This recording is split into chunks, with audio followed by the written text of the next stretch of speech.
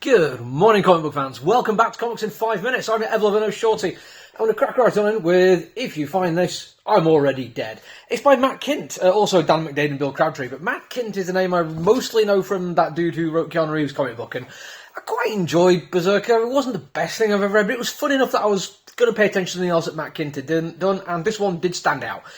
Mostly because it's another one of those like oversized magazine format cannons rather than a comic book, but I'm not going to give it too much criticism, even though I usually always do, because if I'm going to criticise something for what it is rather than what it does, I'm also have to give it credit for what it is, because the paper quality is spectacular. It feels really good, it feels earthy and real, it feels like notepaper, and it's good because later on in the back matter they actually do make it look like spiral-bound notepaper as well, clearly an intentional thing, and I like it, I like the feel of it, it feels good in my hand.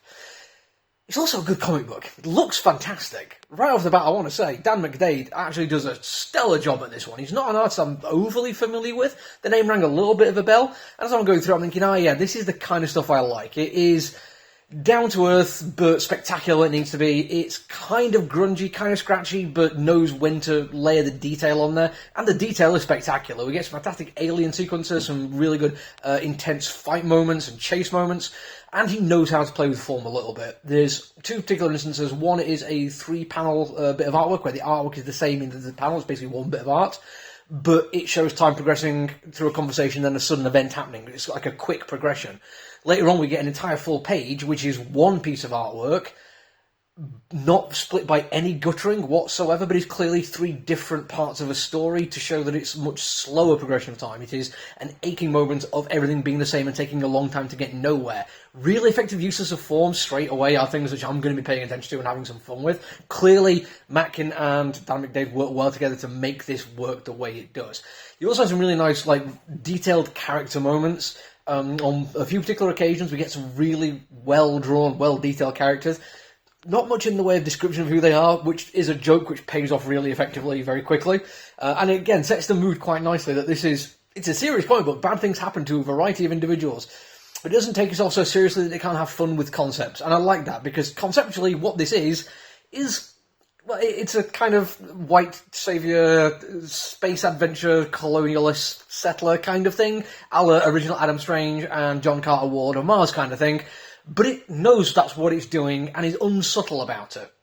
And it could be like a confusing little mix of what it's trying to do. It's actually complex instead, and I prefer that.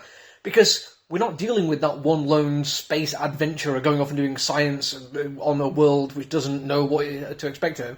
It's a bunch of soldiers going to a base camp in an alternate reality where they're trying to colonise and take over, and they're doing it through military force, and they are facing basically resistance, and people are rising up against them. But it doesn't simplify even just at that level, because we realise on this alien alternate world that the people we first see fighting against them, which could be from, depending on your point of view, either terrorists or freedom fighters, are actually part of a ruling class on the world. And they exert the force that they have as a militaristic power to keep a subclass down. It's another one of those, just a way of avoiding a black and white kind of thing. Yes, solid colonialism is bad, but it doesn't necessarily mean everyone that's getting colonised is automatically a hero. There's layers to this kind of situation, and we don't know what's going on because we don't speak the language. And here we come to, I think, possibly my favourite bit of the comic book, and it's weird, it's been stuck in my head since I read it.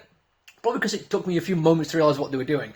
But when the aliens speak, we just get speech bubbles with an alternate alphabet, dialect in there, which we cannot understand. Rather than doing the whole, strange alien noises if it was a movie, or translated or subtitled or anything like that, it's literally just a bunch of indecipherable symbols.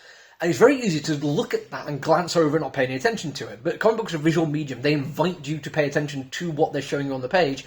And after, a couple of moments, I realised that the 2 different classes of creatures we're seeing, the authoritarian militaristic force and the subclass, basically are speaking different dialects.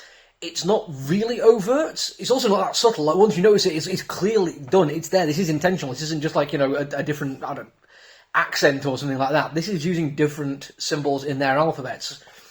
It's really nice. Like I say, Dan McDade does some good stuff with form, fairly early on, and he does it with style. This is the most stylish way he does it. It pushes this idea that comic books can do things which other mediums can't by just being a comic book and allowing you to do this kind of thing.